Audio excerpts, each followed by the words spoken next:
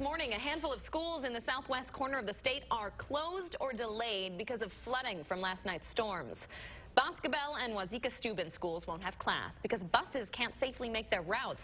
Fenimore schools also running 2 hours late. This is what it looked like near Dodgeville last night. There were reports of washed out roads in that area with torrential rainfall, lightning, and wind. There were also lots of power outages across southern Wisconsin overnight. At one point, more than 3,000 people in Fitchburg alone were in the dark.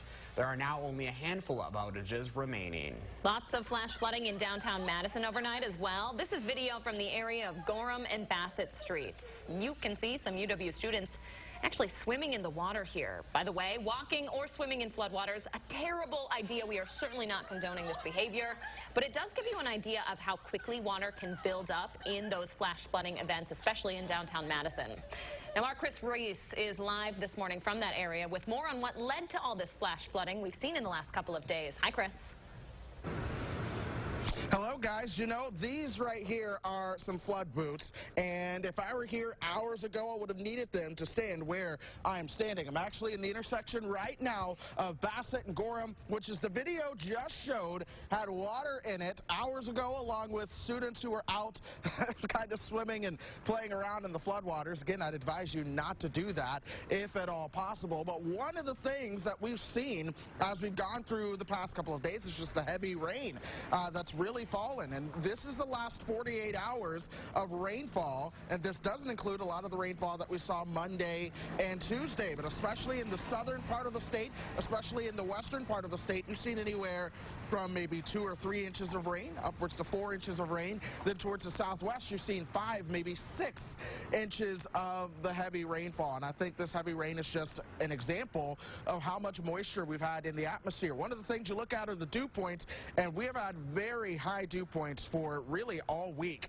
Even back into last weekend, we saw those dew points being incredibly high. Dew points now across parts of the country still are in the 60s and 70s, folks. These are those dew points that you start to feel the real heavy air. You start to tap into a tropical air mass. And speaking of tropical air masses, well, that's exactly what we had in place that kind of led to some of this flooding. High pressure over the southeastern part of the country drew in that moisture from the Gulf of Mexico and streamed it all the way up towards the Midwest. But the other thing that we had on top of that was a stationary front. It tried to move towards the south as a cold front, but that ridge of high pressure towards the south and east really kept fighting back. So the front stalled out over the upper Midwest and became the focal point for showers and thunderstorms to really develop, and they had a lot of moisture to tap into. So that's the very reason we saw so much heavy rain, and there was not a lot of places for it to go because it all kind of stayed along that frontal boundary that we had in place. Now today, things are thankfully going to dry out for us,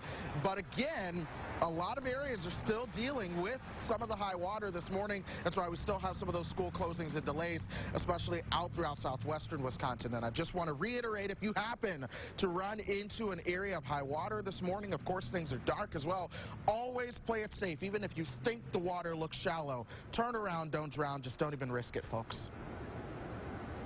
Now, Chris, this tends to be a drier time of the year typically, right?